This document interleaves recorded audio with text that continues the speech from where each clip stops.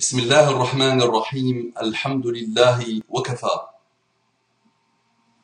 والصلاة والسلام على الحبيب المصطفى صلى الله عليه وعلى آله وسلم تسليما كثيرا إن الله وملائكته يصلون على النبي يا أيها الذين آمنوا صلوا عليه وسلموا تسليما Salli wa sallim ala Muhammad. Tu as besoin d'apaisement, prie sur le prophète Muhammad sallallahu alayhi wa sallam. Rabbi shrah li sadri wa yassir li amri wahlul 'uqdatan min lisani yafqahu qawli. Mes frères et sœurs, mes fils et mes filles, mes amis et mes amis, mes ennemis et mes ennemis, je vous aime en Allah subhanahu wa ta'ala et je vous salue par la salutation de l'islam. Que la paix d'Allah, sa miséricorde et ses bénédictions soient sur vous partout dans le monde. Assalamu alaykum wa rahmatullahi wa barakatuhu.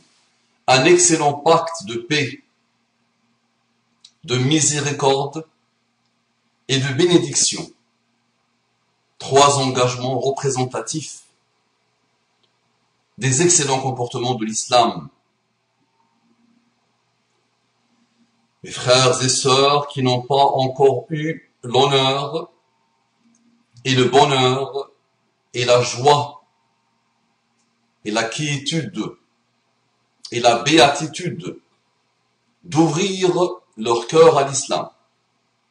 À ceux-là que j'appelle mes frères et sœurs en humanité, mes frères et sœurs en citoyenneté, mes frères et sœurs en universalité et dans tous les excellents comportements humains de l'humanité, je leur dis je vous aime, pas encore en Allah, ça viendra, si et seulement si tu récupères ton âme, si et seulement si tu récupères ta raison, si et seulement si tu récupères les outils avec lesquels ton Créateur, par lesquels ton Créateur t'a doté. Faut que tu puisses entamer une recherche sincère. Ce jour-là, tu te retrouveras. Tu retrouveras ton Créateur et tu te remettras en cause et tu deviendras musulman. Donc je te dis bonjour, bonsoir, bon, ce que tu veux. J'entre directement dans le vif du sujet, sachant que j'ai déjà apprivoisé, exploré, approfondi le sujet, dont ce que je viens de raconter. Un frère qu'Allah le guide me dit, l'amour du prochain n'existe pas à l'islam. Il vaut mieux dire n'existe pas en islam. Virgule. La ruse, il a voulu mettre la ruse, il a mis à ruse. La ruse, le mensonge et la violence sont vos armes de guerre. Ton discours est en déphasage total avec la réalité des quartiers, en majorité musulmane, et leur comportement vis-à-vis du prochain. Donc l'amour n'existe pas en islam. Tu as voulu dire l'amour du prochain n'existe pas dans l'islam, en islam, ou dans le comportement des musulmans. Je te vois dans la généralisation, je te vois dans ce qu'on appelle actuellement l'essentialisation. Je te vois dans un discours sombre, malheureux, binaire et injuste. Oublie l'islam et oublie les musulmans et remets-toi en cause. Donc tu m'as écouté, tu m'as apprivoisé et tu me dis que mon discours est en déphasage total avec ce que quelques musulmans font. Donc dans les quartiers, il n'y a pas 100% de gens injustes, de personnes méchantes, de personnes qui détestent l'autre. N'est-ce pas? Dans les quartiers, il n'y a pas que le mal. Et qu'est-ce que les quartiers? D'accord? Donc quelques mauvais éléments qui existent partout dans le monde t'ont poussé à lancer un jugement que tu appliques sur l'islam. Je te pose la question, dans quel endroit dans l'islam tu as vu qu'il n'y a pas l'amour du prochain? Première question. Deuxième question, est-ce que tu as commencé à t'intéresser à l'islam? Donc, je te rappelle ce que c'est que l'islam, où tu pourras trouver ce que tu cherches dans l'islam, on ne te le dira jamais assez, c'est dans le Coran. Ouvre le Coran, il est là. Le miracle des miracles. Le mot miracle est un petit mot pour décrire ce que le Coran veut dire, et ce qu'il est, et ce qu'il fait, et ce qu'il apporte, et ce qu'il apportera toujours. Donc est-ce que tu es parti chercher dans le Coran l'amour du prochain ou la détestation du prochain? Donc soit tu trouves dans le livre qu'Allah a voulu pour l'humanité, ce livre qui invite à la méditation, à la réflexion, à l'élévation et à tous les excellents comportements, soit tu le feuillettes et tu cherches et tu ne trouves rien comme conceptualisation, comme appel, comme mise en pratique, comme exhortation, comme autour de l'amour du prochain, pour le prochain. Soit tu as fait ce travail, et là, je te dis très bien, tu n'as rien trouvé, soit dans le comportement de certains, tu as condamné définitivement, tu as accusé, et ensuite tu as condamné définitivement les musulmans et l'islam, surtout l'islam. D'accord? Donc avec ton raisonnement à toi, je condamne toutes les choses, toutes les religions, tous les systèmes de pensée, toutes les excellentes valeurs, parce qu'il n'y a pas de communauté qui n'est pas régie par un code. Même la communauté où il n'y a pas de religion, elle est gérée par un code. Ce code n'appelle qu'à de belles choses en général, pour que la communauté vive dans la paix, pour qu'elle soit régie par des lois qui garantissent sa paix, la justice, la bonté.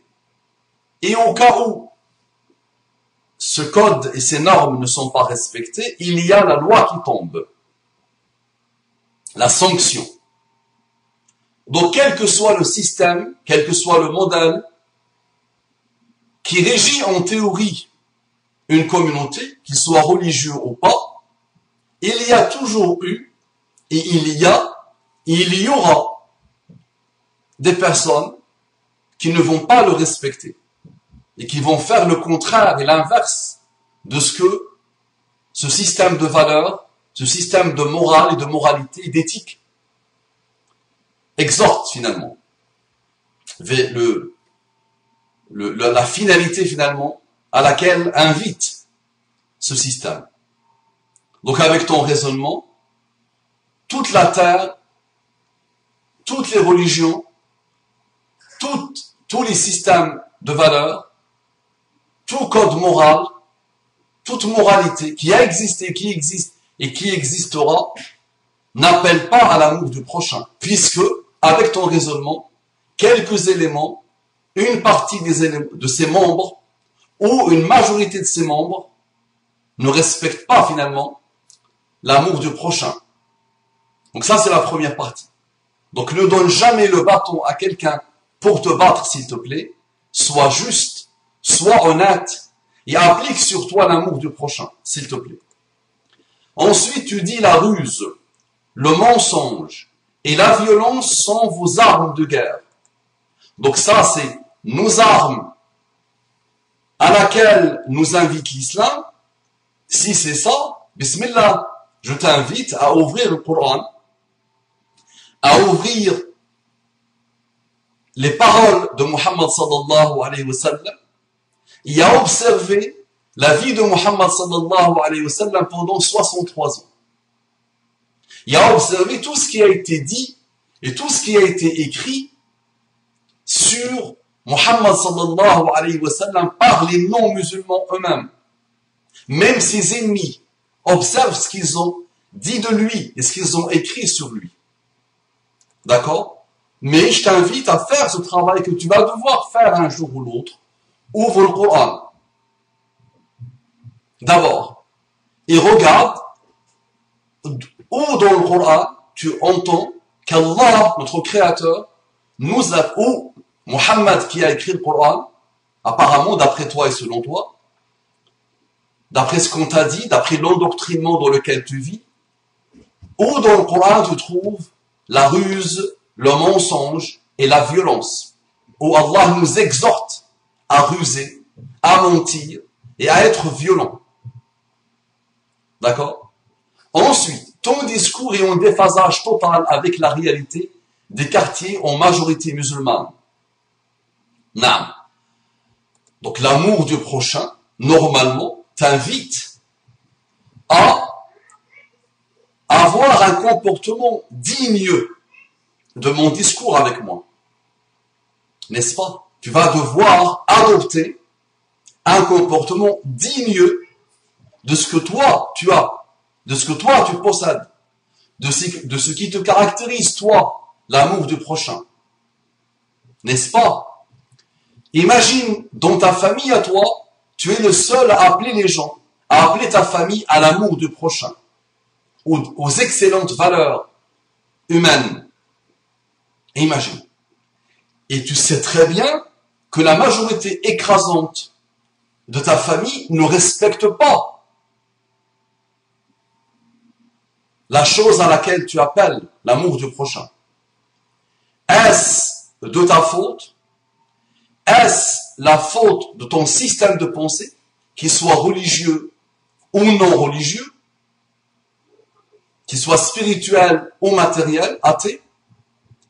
Ou est-ce la faute de ces gens-là qui ne veulent pas écouter, qui ne veulent pas se remettre en cause, puisque, en général, les gens penchent vers le mauvais penchant. Maintenant, il ne faut jamais généraliser, parce que dans ta famille à toi, il y a des gens de bien. Il y a des gens, il suffit que tu leur fasses un rappel. Il suffit que, sans même que tu leur fasses un rappel, il y a, alhamdoulilah, des gens de bien. Maintenant, imagine si quelqu'un vient te voir pour t'insulter et pour t'attaquer directement toi, en te disant que puisque les membres de ta famille, ou les membres de ton quartier, ou les membres de ta communauté, ou quelques membres de ton système de pensée fassent le mal, c'est que toi, finalement, tu ne vaux rien, ton système ne vaut rien, ou que tu es en déphasage, ou que tu mens, ou que tu utilises la ruse, la violence, ou autre chose. Que sais-je? Avec la réalité des quartiers en majorité musulmane et leur comportement vis-à-vis du prochain. Il faudra que tu me donnes les quartiers. Il faudra que tu me dises ça veut dire quoi en majorité musulmane. Et il faudra que tu vérifies, que tu t'intéresses un jour ou l'autre à la vie dans les quartiers pour que tu puisses voir que les gens du quartier, majoritairement, font avancer la France.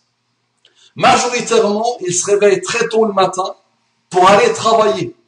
Majoritairement, ils espèrent avancer. Majoritairement, ils souffrent des violences qu'on peut constater dans quelques quartiers. D'accord? Donc tu vois ton discours, toi qui aimes ton prochain, toi qui es armé de bonnes valeurs, d'accord? Ton discours est sombre, mauvais, méchant, injuste. Il ne fera pas avancer le schmilblick. D'accord? Donc, observe ton discours à toi vis-à-vis de ton prochain. Observe ton discours à toi, ton comportement à toi vis-à-vis de ton prochain. Et le jour où toi tu changeras, Inch'Allah, les gens commenceront à changer. Remets-toi en cause l'ami. Et remettez-vous en cause ces membres-là qui font le mal et que malheureusement poussent les gens à généraliser, poussent les gens à détester l'islam et les musulmans, poussent les gens à trouver l'islam et les musulmans répugnants, violents, menteurs, rusés. Wala hawla wala quwwata illa billah, dans le mauvais sens. Assalamu alaikum wa rahmatullahi wa barakatuh.